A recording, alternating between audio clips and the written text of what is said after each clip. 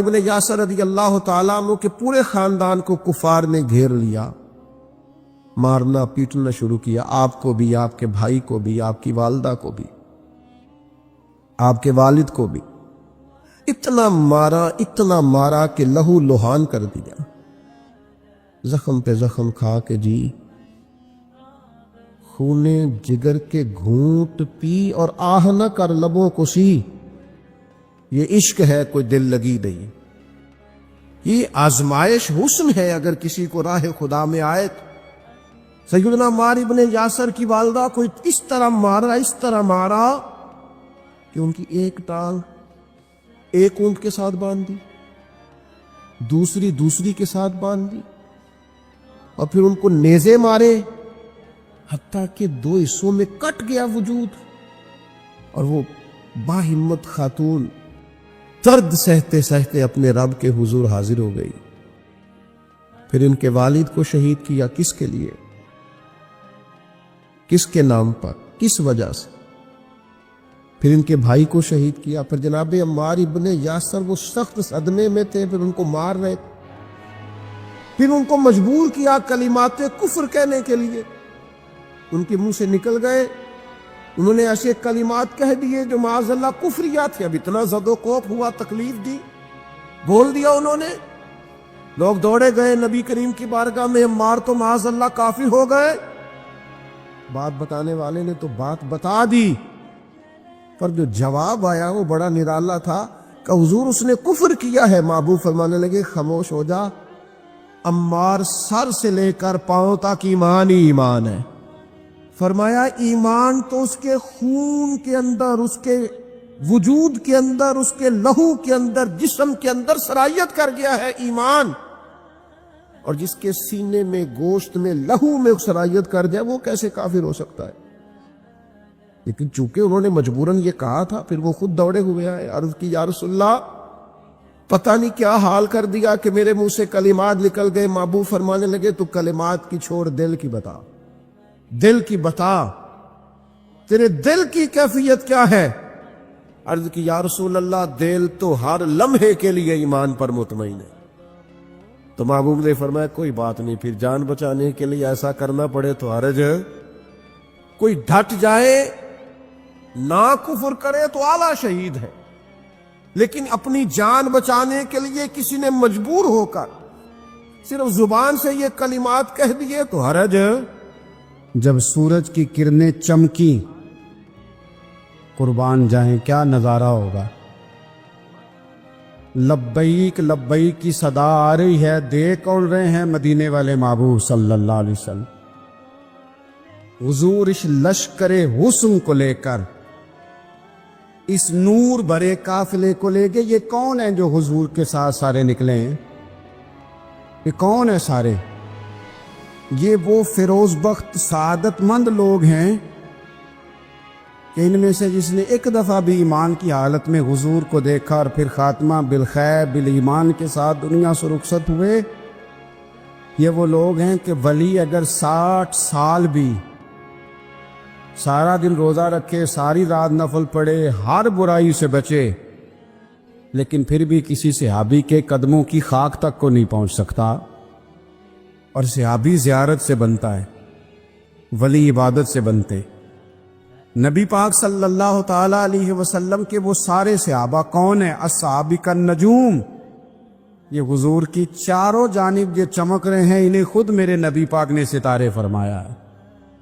ایک سمت علی، ایک سمت عمر، صدیق ادھر، عثمان ادھر، ان جگمگ جگمگ تاروں میں بھلا مہتاب کا عالم کیا ہوگا؟ اور ہر کوئی فدا ہے بن دیکھے تو پھر دیدار کا عالم کیا ہوگا؟ تو نبی پاک صلی اللہ علیہ وسلم نے یہ وہ موقع تھا، 9 ذی الحج، میدان عرفات، حضور صلی اللہ علیہ وسلم نے ظہر کی نماز ادا فرمائی، اور پھر کچھ توقف کے بعد حضور کے لیے اونٹنی پر کجاوا سجایا گیا۔ حضور اپنی کسوا نامی اونٹنی پر سوار ہوئے، میرے محبوب نے خطبہ دینے کا ارادہ فرمایا۔ رب کریم نے ارشاد فرمایا، الیوم اکملت لکم دینکم، آج میں نے تمہارے لیے تمہارا دین مکمل کر دیا ہے. مکمل ہو گیا دین، اس کے بعد کوئی اور دین نہیں آئے گا. اس آیت نے بتا دیا کہ حضور آخری نبی ہے، دین مکمل ہو گیا. اب کسی اور پیغمبر کی، رسول کی، دین کی، کتاب کی ضرورت باقی. آج میں نے تمہارے لیے تمہارا دین مکمل کر دیا. اور کیا خوبصورت لفظ ہیں، قرآن پاک نے فرمایا وَأَتْمَمْتُ عَلَيْكُمْ نِعْمَتِي، اور آج میں نے تم پر اپنی نعمتیں تمام کر دی ہیں، نعمتیں مکمل کر دی. وَرَضِيتُ لَكُمُ الْإِسْلَامَ دِينًا، اور اللہ فرماتے ہیں میں نے تمہارے لیے دین اسلام کو پسند کیا ہے. یہ میری رضا ہے، یہ دین اسلام تمہارے لیے پسند کیا ہے. کوئی بندہ ساری زندگی مخلوق کی خدمت کرے، ساری زندگی رستوں سے کانٹے اٹھائے، ساری زندگی خیر کا کام کرے، کسی کو تکلیف نہ دے، لیکن اگر مسلمان نہیں نا، اگر کلمہ نہیں نہ پڑھتا، تو اس کی ساری عمر کی خیر بھی کسی کام کی نہیں. اس لیے کہ رب فرماتا ہے جڑ دین اسلام ہے، جڑ ہوگی تو پھر شاخیں قبول کی جائیں گی نا. تو اگر جڑ ہی سرے سے نہیں ہے تو خیر کرنے کا معنی. کچھ لوگ کفار کی، مشرکین کی تعریف کرتے ہیں کہ جناب بلے بلے اتنے ویلفیئر کام ہو رہے ہیں. تو یاد رکھو سب سے ضروری جڑ ہے. قرآن پاک میں رب تعالیٰ نے منافقین، مشرکین اور کفار کے اعمال کی بنیاد اس طرح کی بتائی ہے کہ جس طرح پتھر پر تھوڑی گرد پڑ جائے، ذرا ہوا کا جھونکا ہے یا بارش آئے تو پتھر صاف کا صاف ہو جاتا ہے. ان کے اعمال اس طرح کے ہیں. اس خیر کا کیا مطلب کہ جس خیر میں ایمان ہی شامل نہیں. جب تک بندہ مومن نہ ہو اس کا کوئی عمل بھی اللہ کی بارگاہ میں قابل قبول نہیں ہوتا. یہ آیت نازل ہو گئی، فرمایا دین مکمل ہو گیا. او میرے بھائیو، خدا را سوچو، کوئی شے مکمل نہیں دنیا میں، کوئی شے. کروڑوں کا مکان بنا لو پھر بھی کوئی نہ کوئی نقص نکل ہی آتا ہے. کوئی دنیا میں شے مکمل ہے ہی نہیں. اگر کوئی شے مکمل ہے تو وہ مدینے والے رسول کا دین مکمل ہے. مکمل، جب ہم کہتے ہیں نا مکمل دین، تو لوگ سمجھتے ہیں تو شاید سادی سی بات ہے. یہ وہ والی بات ہے جو دنیا میں کہیں نہیں پائی جاتی. جب یہ آیت نازل ہوئی تھی نا، بخاری میں موجود ہے، ایک بہت بڑا یہودیوں کا عالم حضرت عمر فاروق رضی اللہ تعالیٰ عنہ سے کہنے لگا یہ جو تم پر آیت نازل ہوئی ہے نا کہ دین مکمل ہو گیا، یہ اگر ہم پر نازل ہوتی نا تو جس دن یہ آیت نازل ہوئی ہوتی ہم نے ہر سال اسی دن کو عید بنا لینا تھا کہ دین مکمل ہو گیا. الیوم اکملت لکم دینکم، دین مکمل ہو گیا. ہم تو عید بنا لیتے. تو حضرت عمر کہنے لگے ہم پر بھی بڑا فضل ہے. جس دن آیت نازل ہوئی تھی عرفہ کا دن بھی تھا اور جمعے کا دن بھی تھا. ایک نہیں دو عیدیں تھیں مسلمانوں کی، دو عیدیں تھیں مسلمانوں کی، دو. عزیز بھائی، دین مکمل اللہ نے دیا. اور حضرت عبداللہ ابن عباس رضی اللہ تعالیٰ عنہ نے تو ایک مقام پہ اس کا ذکر بھی کر دیا. جب ان سے کسی یہودی نے کہا نا یہ آیت ہمیں ملتی تو ہم عید مناتے، تو فرمایا تم ایک مناتے نا، ہماری دو تھیں اس دن. جمعہ بھی تو مسلمانوں کی عید کا دن ہے نا.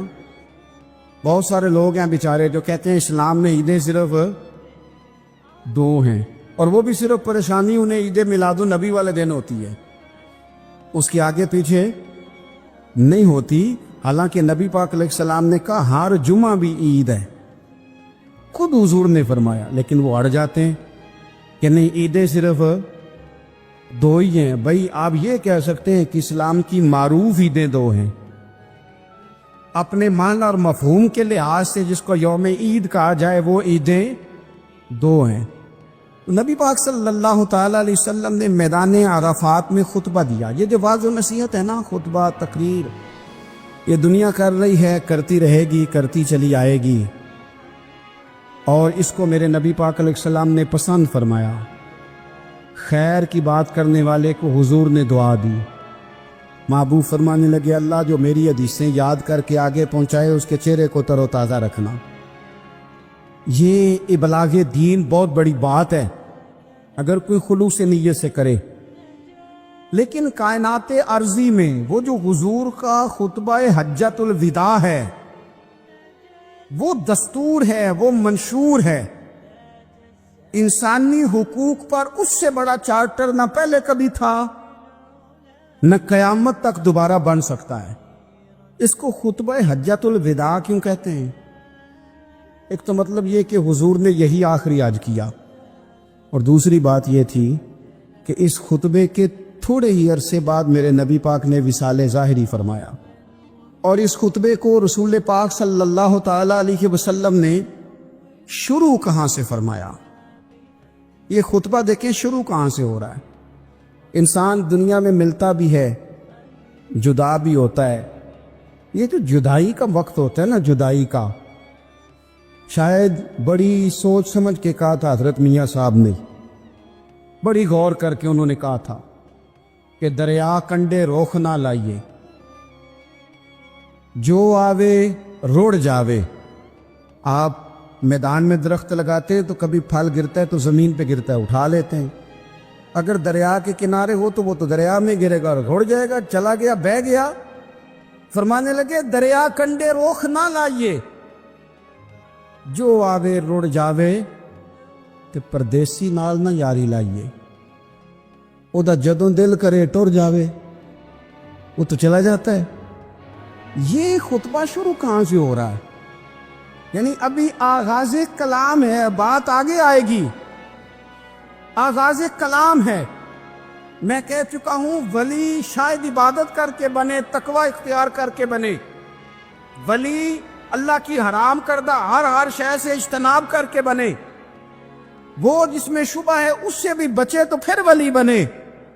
لیکن صحابی تو حضور کی زیارت سے بنتا ہے نا، نبی پاک کی زیارت سے بنتا ہے، اور صحابہ تو وہ صحابہ تھے جن کی ہر صبح و صبح عید ہوتی تھی، خدا کا قرب حاصل تھا، نبی کی دید ہوتی تھی۔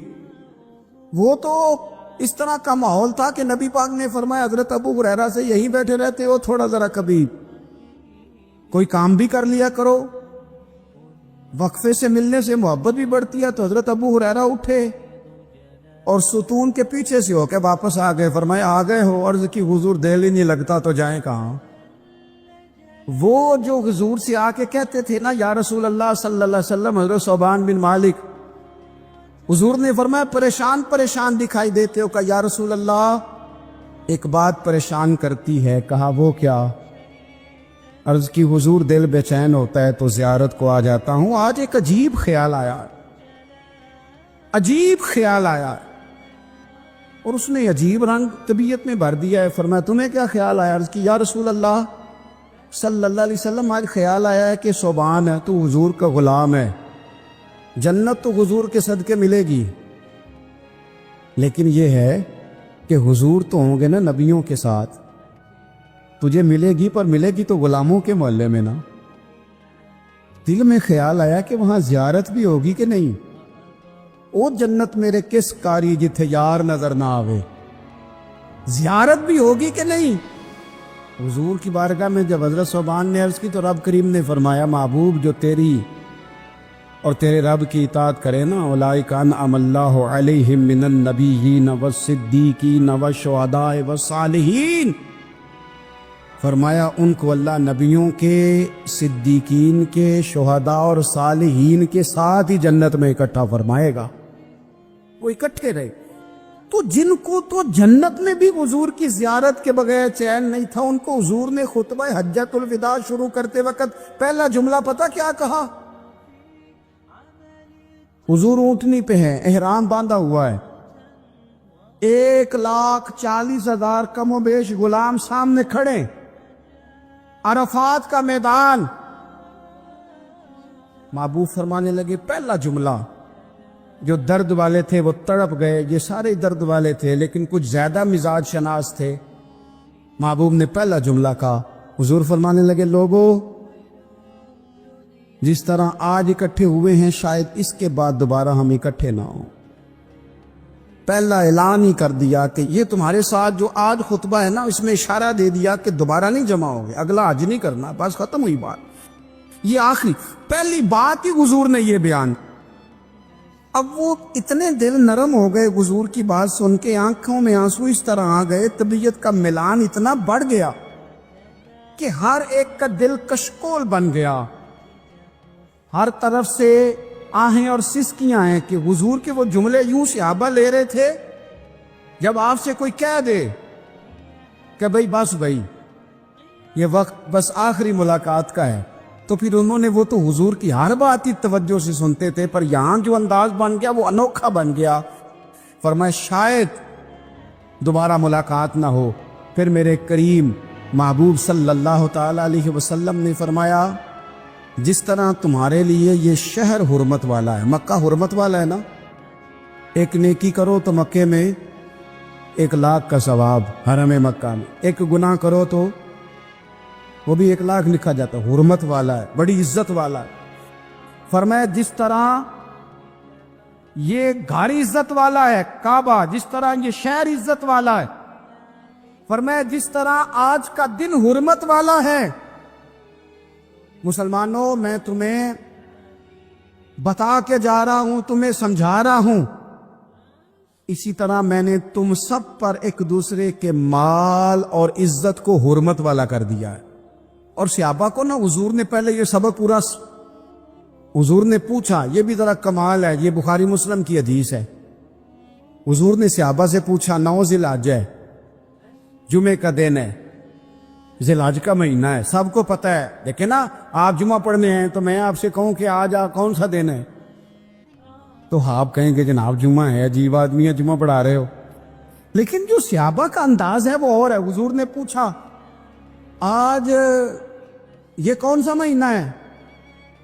یہ ادب ہے، یہ مقام ہے، یہ وہ مقام ہے جہاں بہت سارے صرف عقل والے بندے جو ہوتے ہیں نا وہ بیچارے گرتے پڑتے ہیں، کہتے ہیں جی بات آتی ہو تو بتانی چاہیے، یہ کیا بات ہوئی جی، بندہ بولے ہی نا، یہ کیا لیکن کچھ لوگ ایسے ہیں جن کا دھارہ ادب کچھ اور ہوتا ہے، انہیں ڈھیروں باتیں بھی آتی ہوں تو ہر جگہ بات کرنے کی نہیں ہوتی، سب جگہ کہانیاں سنانے کی نہیں ہوتی۔ حضور نے فرمایا کون سا مہینہ ہے؟ قربان جائیں، بھیا کو زبان ہو کے کہنے لگے واللہ و رسول عالم، اللہ جانے اللہ کا رسول جانے، سانو تے قید سجن دا گہنا ہے، او جنج رکھے اساں اونج رہنا ہے، ہمیں کیا پتا؟ پوچھا کسی نے، لکھا ہے صوفیاء نے، کسی نے پوچھا اوے تمہیں پتہ نہیں، کہنے لگے چپ کر، ہمیں کیا پتا کون سا مہینہ ہے؟ تو حضور نے فرمایا آج تاریخ کون سی ہے؟ بھائی صاحب کو پتا تھا نا 9 ذی الحج کو یہ حج ہوتا ہے، کون سی تاریخ ہے؟ کہا واللہ و رسولہ عالم، اللہ جانے اللہ کا رسول جانے، قربان جائیں۔ حضور نے پوچھا دن کون سا ہے؟ سب کو پتا ہے جمعہ ہے، کہنے لگے واللہ و رسولہ عالم، اللہ جانے اور اللہ کا۔ وہ صحابہ بتا کیوں نہیں رہے؟ تو اہل محبت کہتے ہیں صحابہ کا جواب یہ تھا ہمیں کوئی مہینوں سے غرض ہے، ہمیں کوئی دن سے غرض ہے، ہمیں کوئی تاریخ سے غرض ہے؟ حاجیو آؤ شہنشاہ کا روزہ دیکھو، کعبہ تو دیکھ چکے، کعبے کا بھی کعبہ دیکھو، ہمیں تو محبوب سے غرض ہے۔ مہینہ تھا ذی الحج کا، اگر حضور کہہ دیتے ذی الحج نہیں ذی قعدہ ہے تو ہم نے ذی قعدہ بنا لینا تھا۔ تاریخ تھی 9، اگر حضور فرما دیتے 11 ہے تو ہم نے 11 ہی بنا لینی تھی۔ دن تھا جمعے کا، اگر حضور کہتے پیر ہے تو ہمیں کیا لگے، ہمیں تو محبوب کی رضا چاہیے۔ آپ دیکھیں نا، ایک صحابی کے ہاتھ ذرا لمبے تھے تو حضور نے فرمایا یا ذوالیدین، او لمبے ہاتھوں والے۔ ان سے کوئی پوچھتا نام کیا ہے تو کہتے میرا نام ہے 2 ہاتھوں والا۔ او بھائی میرے بھی 2 ہیں، تم کیوں 2 ہاتھوں والا؟ کہنے لگے یہ نہیں مجھے پتا، مجھے نبی پاک نے کہا 2 ہاتھوں والا۔ تو ٹھیک ہو گئی جو حضور نے نام رکھ دیا۔ تو حضور سید عالم نے پوچھا، پھر حضور نے حرمت یاد کرائی، فرمایا یاد رکھو یہ دن بھی بڑی عزت والا ہے، جمعے کا ہے، یہ مہینہ بھی بڑی حرمت والا ہے، ذی الحج کا ہے، یہ تاریخ بھی بڑی حرمت والی ہے، لیکن فرمایا جس طرح اس دن کی، اس شہر کی، اس مہینے کی تم نے عزت کرنی ہے، اسی طرح ایک دوسرے کے مال کا، ایک دوسرے کی عزت کا تم نے پاس کرنا۔ مسلمان بھائیوں، خدا را یہ حضور کہہ رہے ہیں یار، نبی پاک نے کعبہ کے سامنے کھڑے ہو کے فرمایا بیت اللہ تیری بڑی شان ہے، تیرا بڑا مرتبہ ہے، لیکن فرمایا میرے مومن کی عزت رب کی نظر میں کعبے سے بھی زیادہ ہے۔ اللہ تعالیٰ نے قرآن مجید میں فرمایا یا ایھا الذین آمنوا لا تبطلوا صدقاتکم بالمن والعزا، فرمایا اے ایمان والو، احسان جتلا کر اور ایذا دے کر اپنے صدقات کو کہیں باطل نہ کر لینا۔ اپنے صدقات باطل نہ کرو، احسان جتا کر، ایذا دے کر، تکلیف دے کر۔ لوگ جب کسی غریب آدمی کو کچھ دینے کے بعد احسان جتلا رہے ہوتے ہیں اور اس پر اپنی نیکیاں گنوا رہے ہوتے ہیں اور وہ بغیر کسی ٹھہراؤ کے بولتے چلے جاتے ہیں، تو آپ اندازہ کر سکتے ہیں کہ اس مجبور، تنگ دست اور غریب آدمی پر کیا گزرتی ہے۔ اس کا دل کن بے چینیوں، بے قراریوں اور پریشانیوں کا شکار ہوتا ہے۔ لیکن ہمارے ہاں تکلیف دینے والے ایک منٹ کا بھی وقفہ کرنے کو تیار نہیں ہوتے۔ اللہ کے پیارے رسول صلی اللہ تعالی علیہ وسلم نے 3 لوگوں کے بارے میں ارشاد فرمائی، یہ جنت میں نہیں جائیں گے۔ نسائی شریف میں یہ حدیث موجود ہے۔ یا رسول اللہ صلی اللہ تعالی علیہ وسلم کون کون لوگ؟ ایک فرمایا جو شراب کا عادی ہو، دوسرا فرمایا جو والدین کا نافرمان ہو، اور تیسرا حضور فرماتے ہیں جو احسان جتلانے والا ہو۔ جنت میں نہیں جائیں گے۔ نیکی کی ہے اب تو بھول جا، اور نیکی کی ہے تو اسے محض اپنے رب کی رضا کے حصول کا ذریعہ سمجھ۔ تو احسان جتلا رہا ہے، یہاں تک کہ والدین کے ساتھ، بہن بھائیوں کے ساتھ، دوست احباب کے ساتھ، قریبیوں کے ساتھ نیکی کر کے بھی لوگ احسان جتلاتے ہیں، ضائع ہو جاتی ہیں نیکی۔ یعنی عجیب بات ہے نا، حضور فرماتے ہیں احسان جتلانے والا جنت میں نہیں جائے گا، یعنی نیکی کر کے دوزخ خرید لی، احسان کر کے، خرچ کر کے اپنے لیے جہنم کٹھی کر لی۔ کیوں؟ احسان جتلایا، اس نے بتلایا ہے۔ یوں تو ہر ایک کو شیطان سے ڈر لگتا ہے، اور مجھ کو اس دور کے انسان سے ڈر لگتا ہے، اور جس کی ہر بات میں پوشیدہ ہو نشتر کی چبھن۔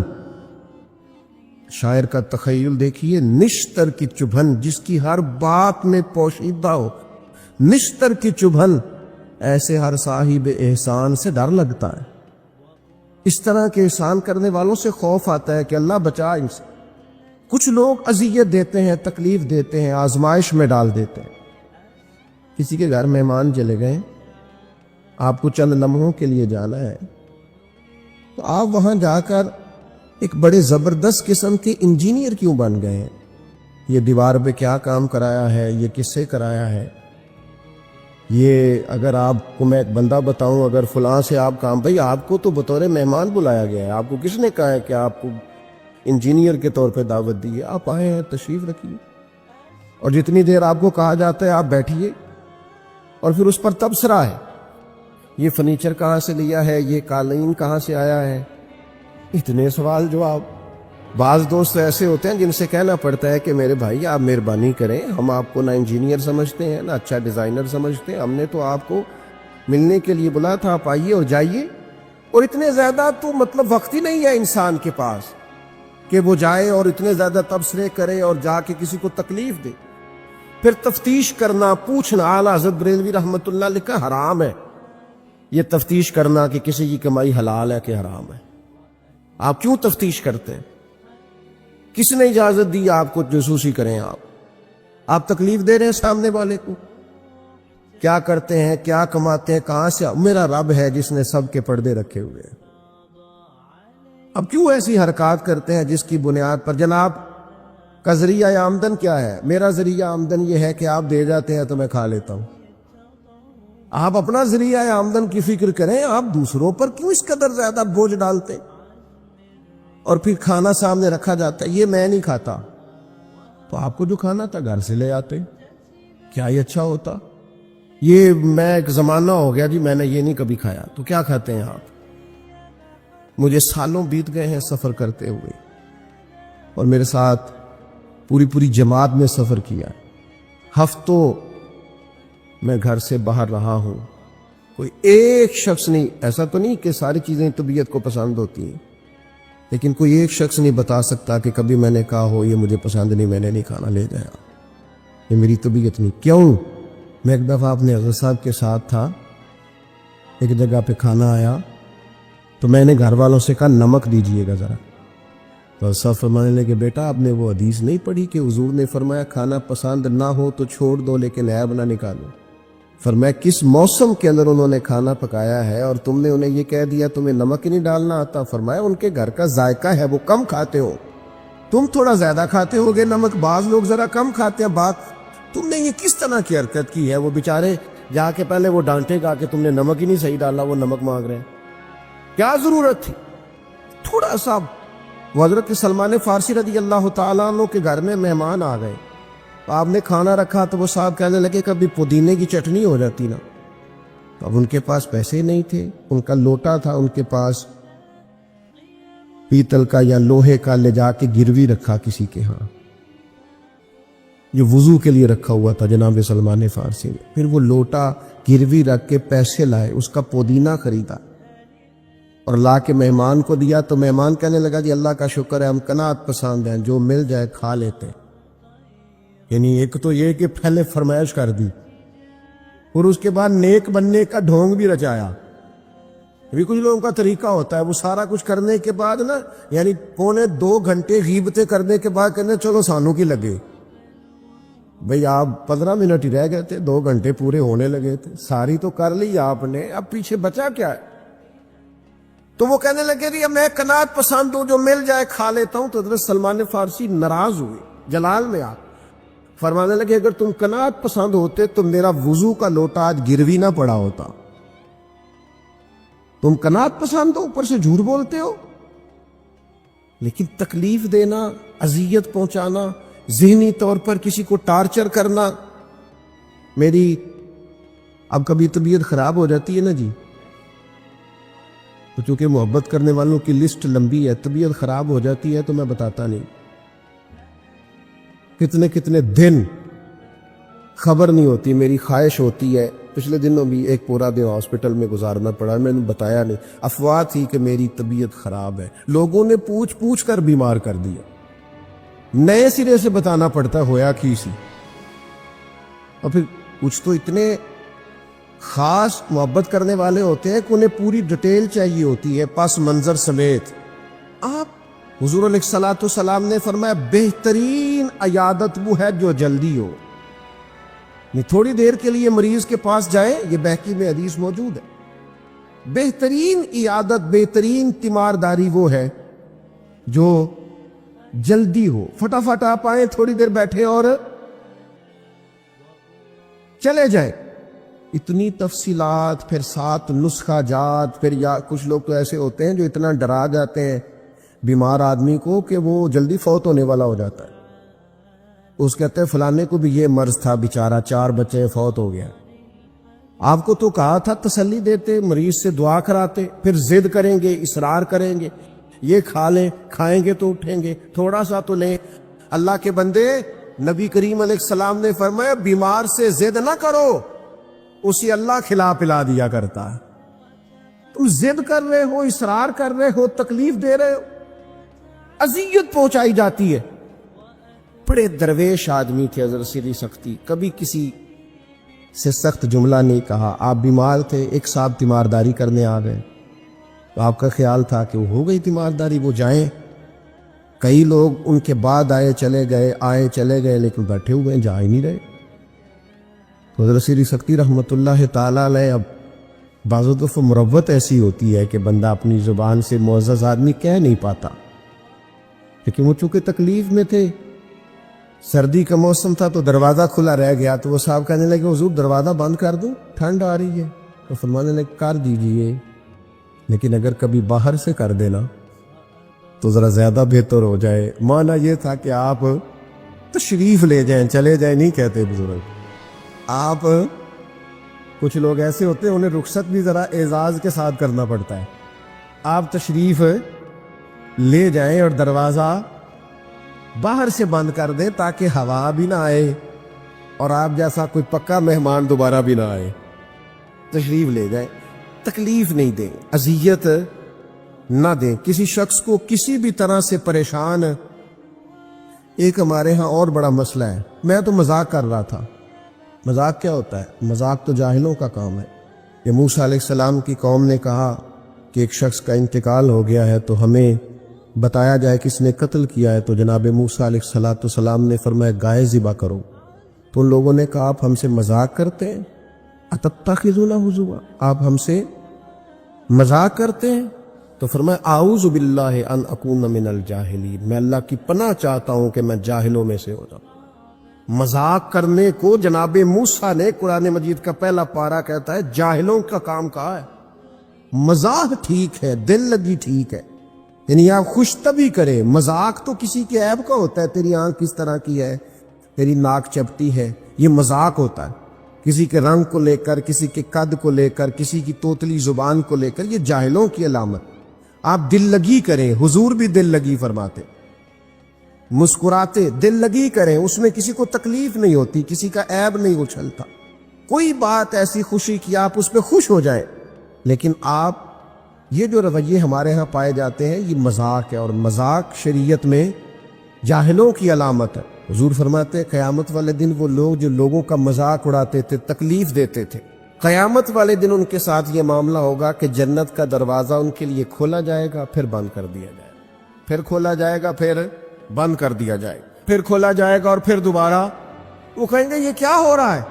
تو انہیں کہا جائے گا تمہارے اس مذاق کی تمہیں سزا دی جا رہی ہے جو دنیا میں تم اللہ کے بندوں کے ساتھ کرتے تھے. تکلیف دیتے ہیں لوگ. یہ کچھ سال پہلے کی بات ہے، آپ کو پتہ ہے ہمارے ہاں اپریل فول بھی منایا جاتا ہے، جھوٹ بولنے کا دن. ایک صاحب تھے بیچارے ہارٹ پیشنٹ، یہ پنجاب کا ہی واقعہ ہے. تو ان کو فون کر دیا کہ تمہارا بھائی ایکسیڈنٹ میں فوت ہو گیا ہے. کسی نے مذاق کیا، تو بیچارے ہارٹ پیشنٹ تھے. خبر سن کے ان کو پھر ہارٹ اٹیک ہوا، اللہ کو پیارے ہو. اور بعد میں پتہ چلا کہ کسی نے مذاق کیا، بھائی تو بالکل ٹھیک ٹھاک. آپ کے ایک مذاق نے کسی کی جان لے لی، گھر اجڑ گیا، عورت بیوہ ہو گئی، بچے یتیم ہو گئے، اور آپ مذاق کر رہے تھے، تکلیف دے رہے تھے، آپ آزمائش میں مبتلا کر رہے تھے. میں نے ایسے طلباء کو دیکھا ہے کالج میں، مدرسے میں، یونیورسٹی میں، اسکول میں، جو بیچارے کسی وجہ سے کمزور تھے. کوئی ایسا معاملہ تھا، ان کا اتنا مذاق اڑایا گیا کہ وہ بیچارے تعلیم چھوڑ کے چلے گئے. گزارا نہیں ہو سکتا یہاں، ہر آدمی مذاق اڑا رہا.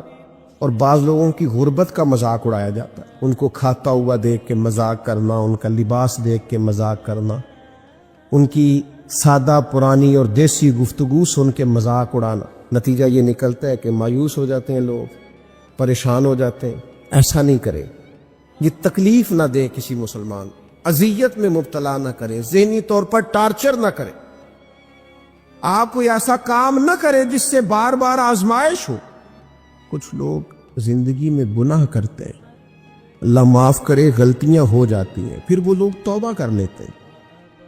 اور یہ توبہ اللہ کو اتنی پسند ہے کہ حضور فرماتے ہیں کسی کا اونٹ مال سمیت غائب ہو جائے اور وہ شخص ڈھونڈ ڈھونڈ کے تھک جائے اور مایوس ہو جائے، اور پھر وہ اونٹ اسے مل جائے، اسے اتنی خوشی نہیں ہوتی جتنی بندہ مومن کی توبہ پر رب کریم کو خوشی ہوتی. کتنا بڑا انعام ہے. حضور فرماتے ہیں ہر شخص خطا کار ہے، پر بہترین خطا کار وہ ہے جو توبہ کرتا ہے خطا کار پر بہترین خطا کار. کیا بات ہے اس کی خطا کی، جو خطا کرتے ہی رو پڑا ہے، اللہ کے حضور توبہ کر رہا ہے. لیکن لوگ مذاق اڑاتے ہیں لوگوں کے گناہوں کا. وہ توبہ کر چکے ہیں، وہ چھوڑ چکے ہیں، وہ اس راہ سے ہٹ چکے.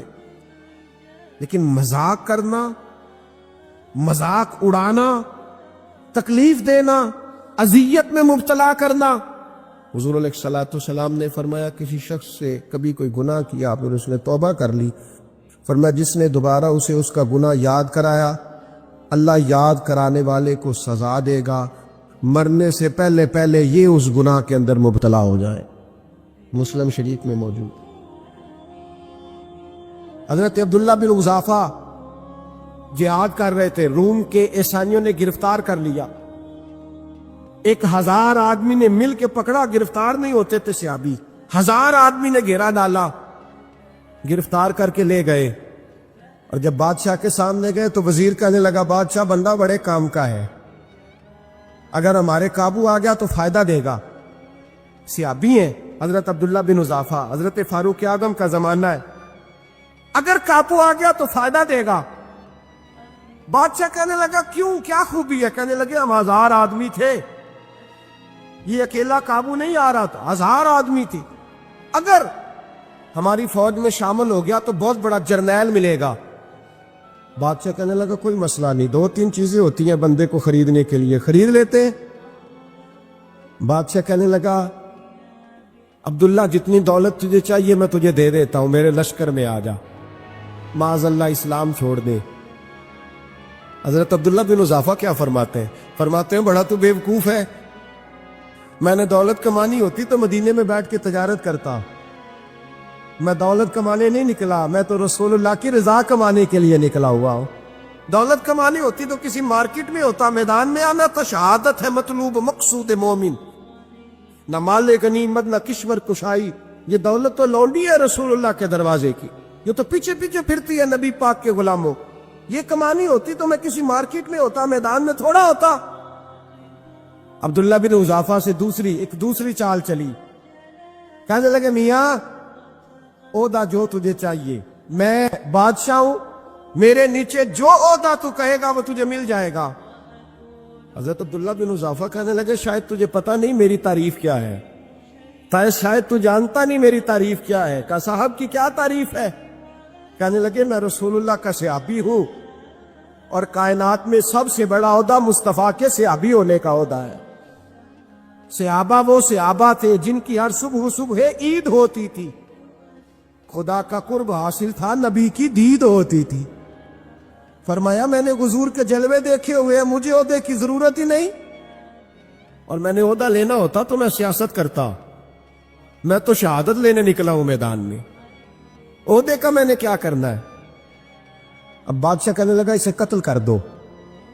वजीर कहने लगा नहीं, एक बात और है, मुझे एक चाल और चलने दो। कहा वो क्या? कहने लगे मेरी बेटी बड़ी खूबसूरत है, मुझे मौका दो, अपनी बेटी को सजा बना के, वो जवान जिसकी जवानी इतनी बड़ी है कि 1000 आदमी मुकाबले में खड़ा नहीं होता, उस जवान के कमरे में रात की तन्हाई में बना सवार के बीबी को भेजा। वो बीबी कहती है मैं सारी रात बन सवर के इस सहाबी के कमरे में बैठी रही, लेकिन ये क्या शख्स था, सारी रात ही मुसल्ले पे बैठा रहा, सारी रात ही, कुछ देर थक जाता तो ये करीम रसूल पे दुरूद पढ़ना शुरू कर देता।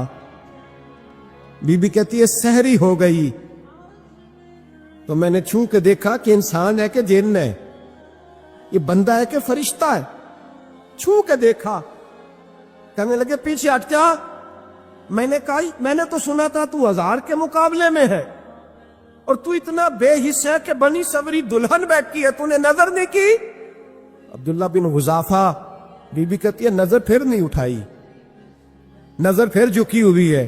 कहने लगे बीबी मैं मजबूर हूं, अब मेरे ऊपर कोई हुस्न नहीं चलता, मैंने जलवाए वद्दुहा का दीदार किया हुआ है, अब मेरी निगाहों में जचता नहीं कोई, इसलिए कि जैसे मेरे सरकार है ऐसा नहीं कोई, कभी भी अब नहीं किसी का मेरे ऊपर जादू चलता। मैंने मुस्तफा को और कहा जरा पीछे हट के बैठ, मुझे मेरे रसूल ने गैर महरम से बचने का हुक्म दिया है, जरा पीछे हट के बैठ। सहरी का वक्त था।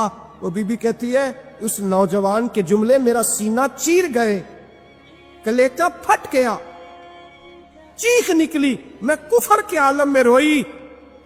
मैंने कहा मुझे बता तो सही, आखिर ये जज्बा कहां से मिलता है, आखिर ये रोशनी तो मैंने देखी नहीं, कहां से आती है। एक मेरा बाप है जो बना सवर के मुझे तेरे कमरे में छोड़ गया, बतला ये कहां से कैफ आते हैं। अब्दुल्ला बिन हुज़ाफा कहने लगे अगर कैफ लेना है तो तू भी मेरे मुस्तफा का कलमा पढ़ जा, आजा दरवाजे रसूल पे झुक जा, मिल जाएगा। सवेरे दरवाजे पे बाप आया बेटी से रिजल्ट लेने, दरवाजा खोला तो बेटी नकाब पहने बाहर आई। बाप कहने लगा کیا بلا؟ کہنے لگی پیچھے ہٹ، کیا تو غیر محرم ہے، کافر ہے، میں مسلمان ہوں۔ اس نے کہا کیا ہوا؟ کہنے لگی تیرے جیسے کو باپ کہوں، تیرے جیسے کو جو مجھے استعمال کرنا تھا؟ میں تجھے باپ نہیں مانتی، میں اب رسول والی ہو گئی ہوں، میں حضرت فاطمہ کی کنیزہ ہو گئی ہوں، میں اب نبی کریم کی خادمہ ہوں، خبردار میرے قریب نہ آنا۔ یہ دعو بھی ناکام ہوا۔ اب حضرت عبداللہ بن حذافہ کے سامنے موت کھڑی کی، ایک کڑا میں تیل گرم کیا، کہنے لگے تجھے اس میں جلایا جائے گا۔ حضرت عبداللہ بن حذافہ رضی اللہ تعالیٰ عنہ جب جلنے کے قریب ہوئے تو رونے لگے۔ روم کا بادشاہ کہنے لگا شاید ڈر گیا ہے، کہنے لگے اب سمجھ آئی ہے، اب تجھے پتہ چلا ہے، چل آ جا۔ حضرت عبداللہ بن حذافہ کہنے لگے تو کافر ہے، تیری کافروں والی سوچ ہے، اس لیے نہیں رویا کہ موت سے ڈر گیا ہوں، میں تو اس لیے رویا ہوں کہ ایک جان ہے، وہ نبی پاک پہ قربان ہو رہی ہے، کاش رب مجھے 1000 جان دیتا، میں ساری مصطفیٰ پہ قربان کر دیتا۔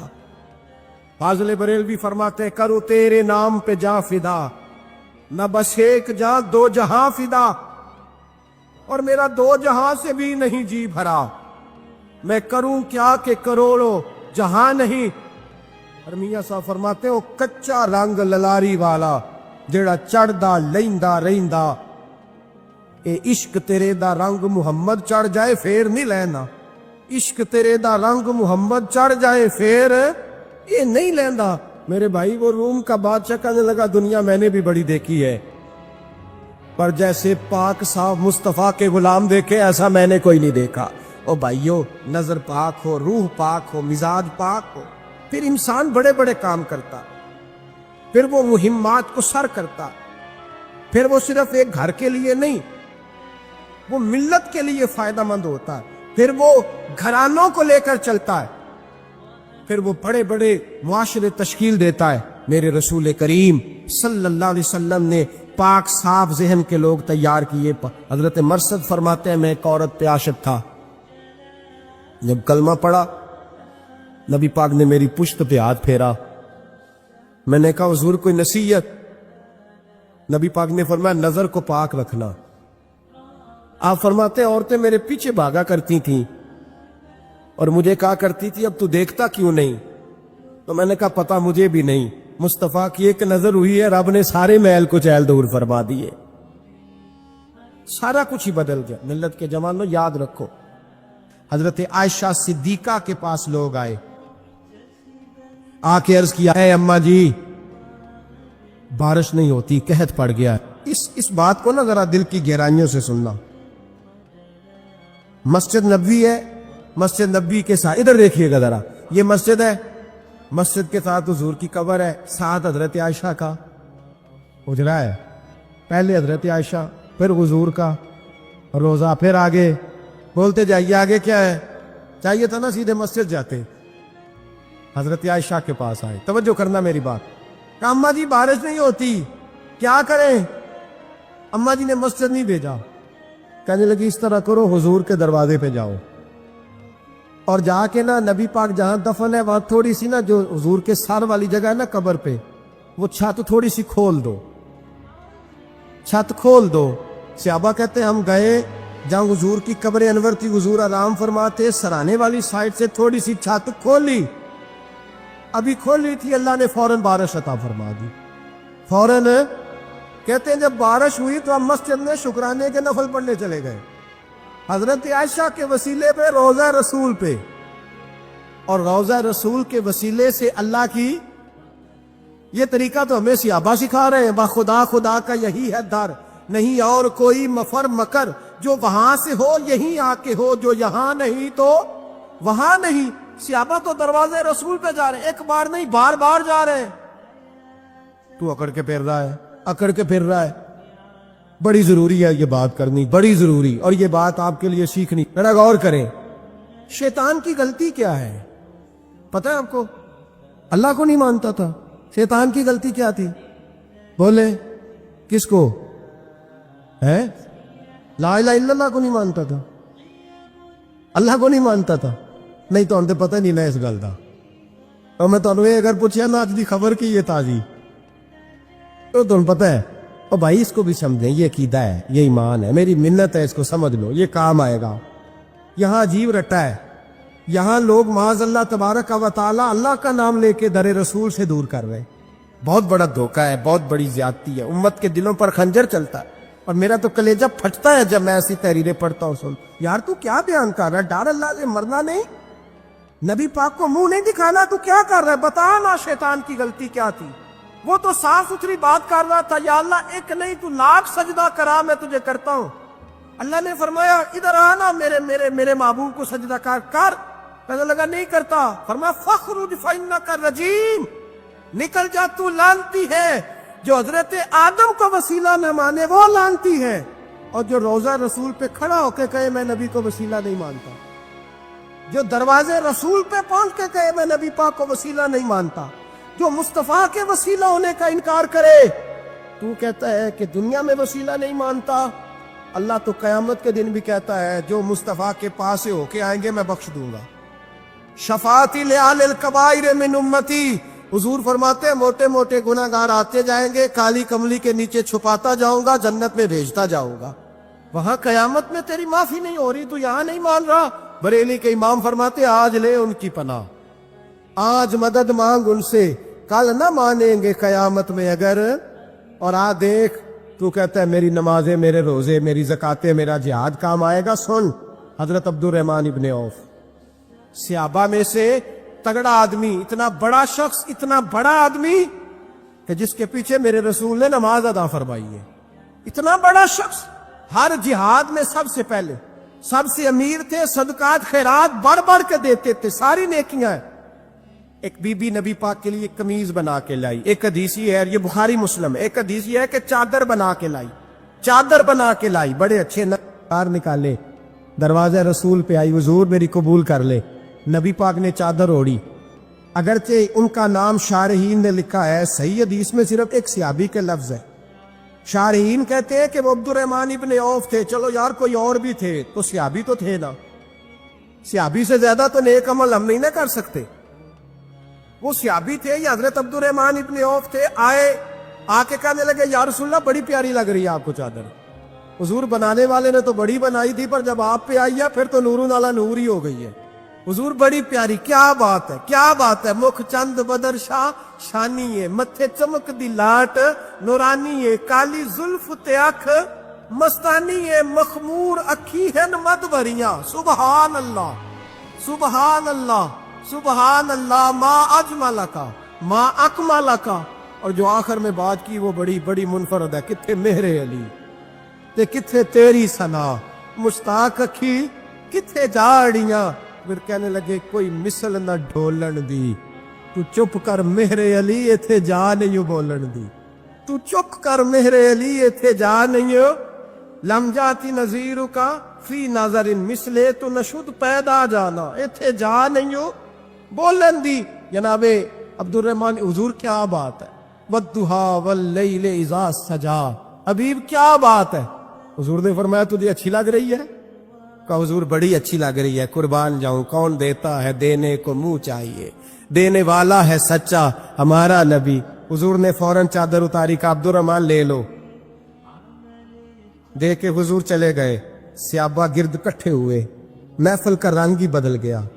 تھوڑی دیر پہلے مسکراہٹ تھی، ایک صحابی غصے سے بولے، کہنے لگے عبد الرحمن یار تو تگڑا بندہ ہے، تو چاہے تو ابھی باہر جا کے 100 چادر اس طرح کی خریدے، حضور تو کسی کی قبول ہی نہیں کرتے، بڑی مشکل سے کسی کی چیز لیتے ہیں، غریب کا خیال رکھتے ہیں۔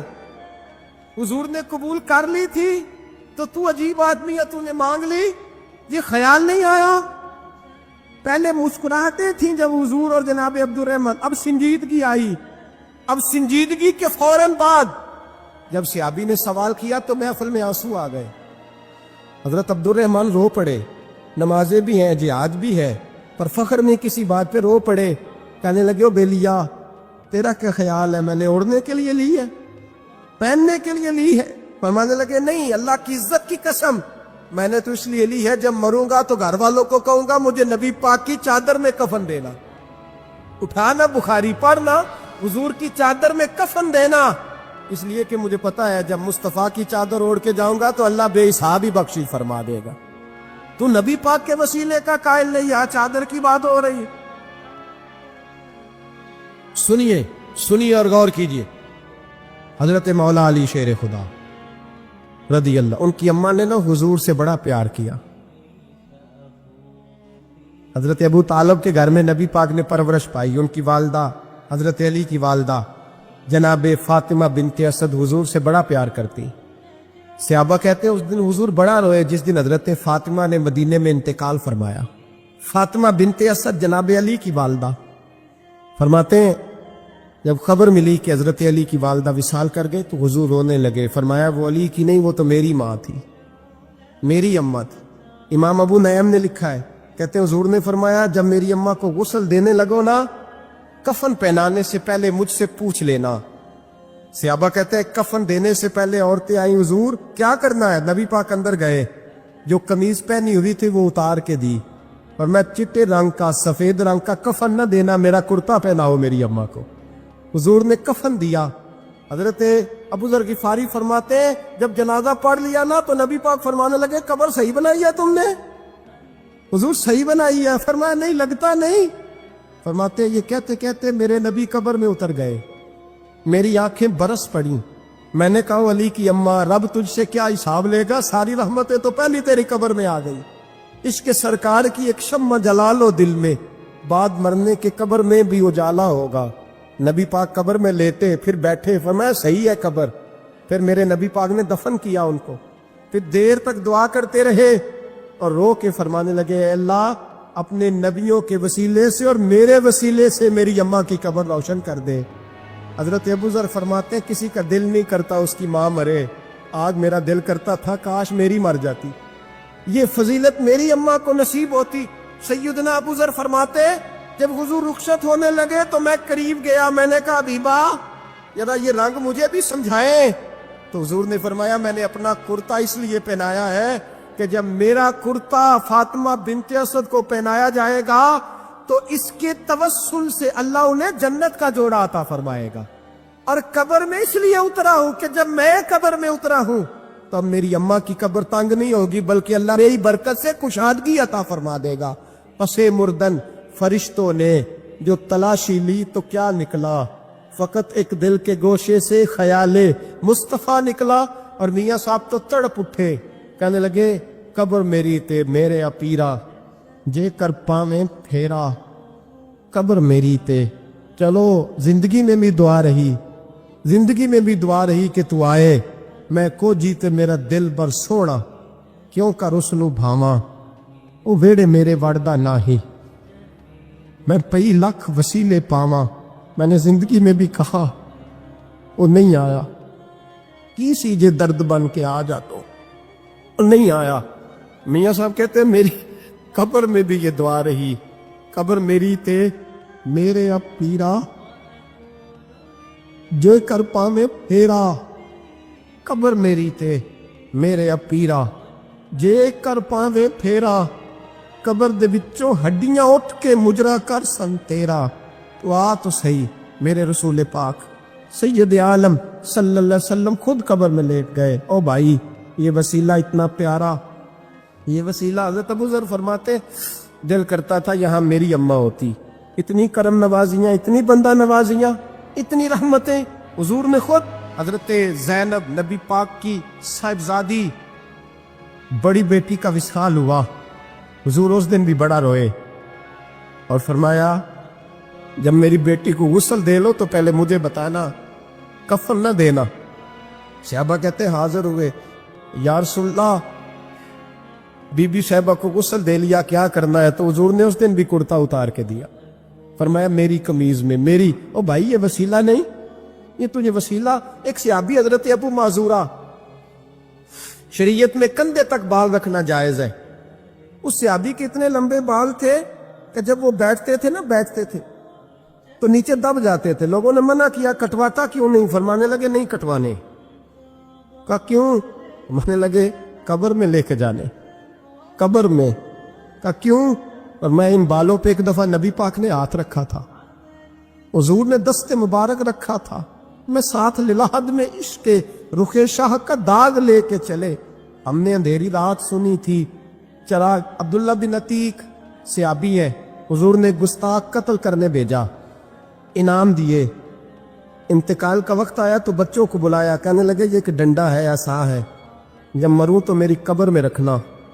کہا ابا جی سنا نہیں کبھی کسی نے ڈنڈا قبر میں رکھا ہو، عصا آپ کی قبر میں کیوں رکھے؟ فرمایا بیٹا تمہیں پتہ نہیں، یہ معمولی نہیں، یہ وہ ہے جو میرے رسول نے مجھے دیا تھا، یہ میری قبر میں، قبر میری تے میرے اب پیرا جے کر پاویں پھیرا، قبر دے وچوں ہڈیاں اٹھ کے مجرا کن سن تیرا، پسے مردن فرشتوں نے جو تلاشی لی تو کیا نکلا، فقط ایک دل کے گوشے سے خیال حضرت انس بن مالک کہتے ہیں مر جاؤں تو حضور کے منہ مبارک میری زبان کے نیچے رکھ دینا۔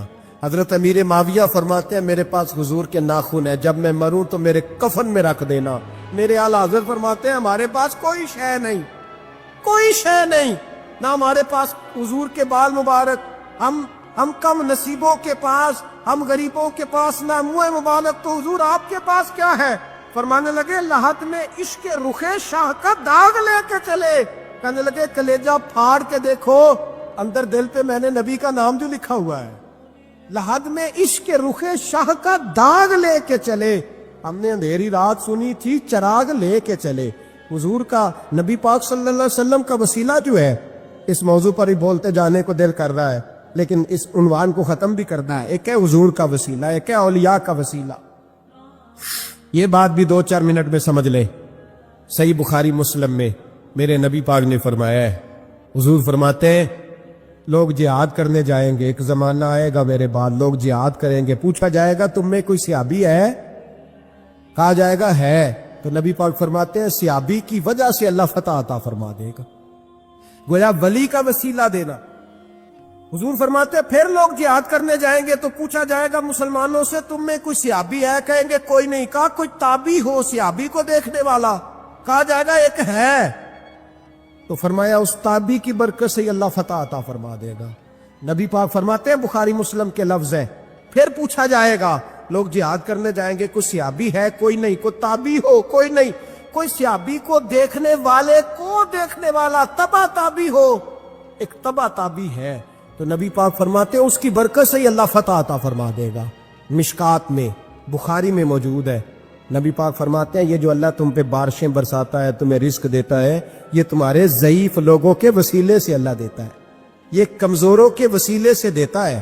مشکات میں لفظ ہے، نبی پاک نے فرمایا 40 ابدال ملک کے شام میں ہوتے ہیں، جو عذاب تم سے دور رہتا ہے ان کی وجہ سے رہتا ہے، جو تم پر بارشیں برستی ہیں ان کی وجہ سے برستی ہیں۔ وہ کوئی بیٹھا ہوا مجھے دور دعا دیتا ہے، میں ڈوبتا ہوں پر سمندر اچھال دیتا ہے۔ شیخ سعدی فرمایا کرتے تھے میری زندگی میں جتنی بلائیں ٹلی ہیں میرے شیخ کے وسیلے سے ٹلی ہے، میں اس کی چھتری کے نیچے رہتا ہوں، کرم مجھ پہ برستا رہتا ہے۔ اتنی حدیثیں سنا کے ایک واقعہ سنانا تو بنتا ہے کہ نہیں بزرگوں کا؟ میں چونکہ جب عقیدے کا موضوع ہوتا ہے تو میں نیچے نہیں اترتا، میں قرآن و سنت کے عین بیچ رہتا ہوں۔ ایک بات، مرید ہو گیا محمود غزنوی حضرت ابو الحسن خرقانی کا، بیعت ہو گیا، آنے جانے لگا۔ ایک دن کہنے لگا حضور کوئی تحفہ ہی دے دے، تو حضرت نے کرتا اتار کے دیا، کرتا دیا۔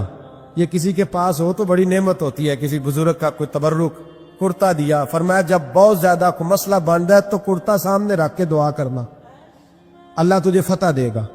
محمود سومناتھ کے مندر توڑ رہا تھا، 2 4 5 دفعہ حملہ کیا، فتح نہیں ہوتی، اپنے شیخ کا جبہ رکھا ہے، اللہ اس کی برکت سے ہی فتح دے دے۔ کہتا میں نے جبہ رکھ کے دعا مانگی، اگلے دن حملہ کیا تو اللہ نے فتح عطا فرما دی۔ محمود کہتا فتح ہو گئی، میں رات کو سویا، حضرت ابو الحسن خرقانی خواب میں ملے، اور بابا جی کو میں نے دیکھا تو چہرے پہ جلال ہے۔ میں نے کہا حضور آپ ناراض ہیں؟ کہنے لگے محمود تو نے کوئی قیمت نہیں ڈالی میرے کرتے کی۔ یہ جملہ آپ کو زیادہ سمجھ آئے گا۔ کہنے لگے تو ککھ مول نہیں پایا، کوئی قیمت نہیں ڈالی تو نے میرے کرتے کی، بس ایک فتح کا۔ حضور کیا مطلب؟ فرمانے لگے یہ میرے وجود سے لگا ہوا جبہ تھا، میں وہ شخص ہوں جس نے زندگی پر وہ کام کیا جس میں اللہ رسول راضی ہیں، اپنے آپ پہ پابندیاں لگا کے رکھی ہیں، رب نے اپنے فضل سے بڑا نوازا ہے. فرمایا اگر تو میرا جبہ سامنے رکھ کے یہ دعا مانگتا نا، اے اللہ ہندوستان کے سارے ہندوؤں کو ایمان کی توفیق دے دے، اللہ نے سب کو کلمے کی توفیق دے دے گی.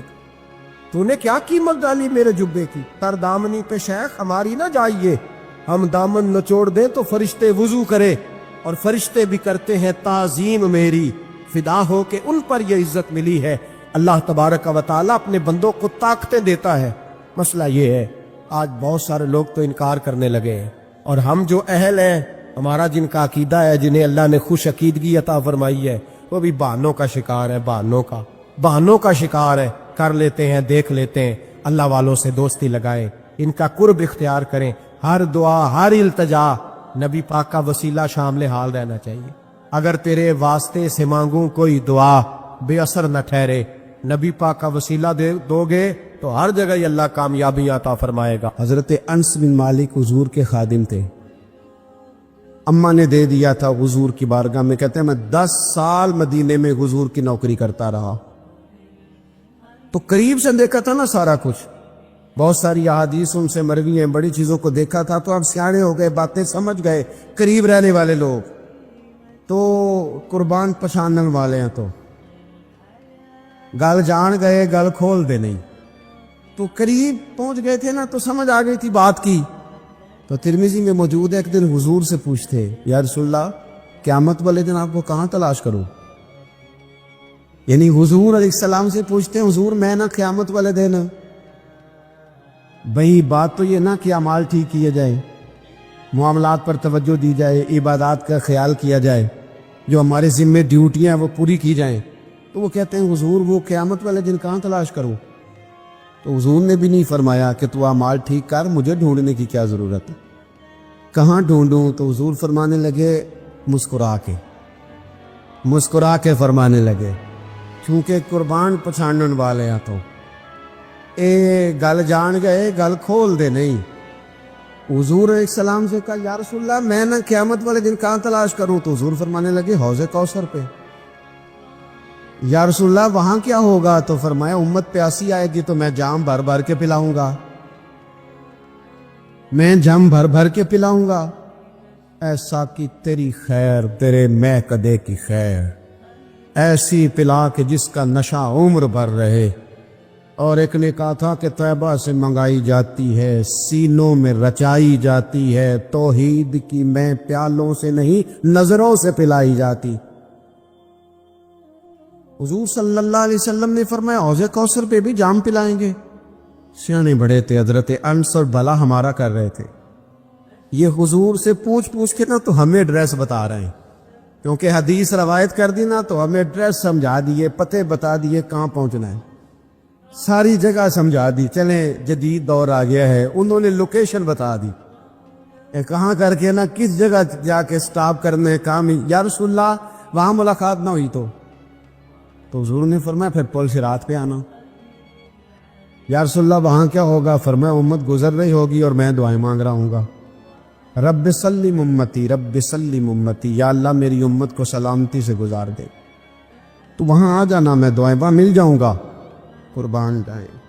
فاضل بریل بھی بول پڑے، کہنے لگے خدا کی رضا چاہتے ہیں دو عالم، خدا چاہتا ہے رضائے محمد. اجابت کا جوڑا عنایت کا سہرا، دلہن بن کے نکلی دعائے محمد. اجابت نے جھک کر گلے سے لگایا بڑی ناز سے جب دعائے محمد. رضا اب پل سے وجد کرتے گزریے کہ ہے رب سلم دعائے محمد صلی اللہ علیہ.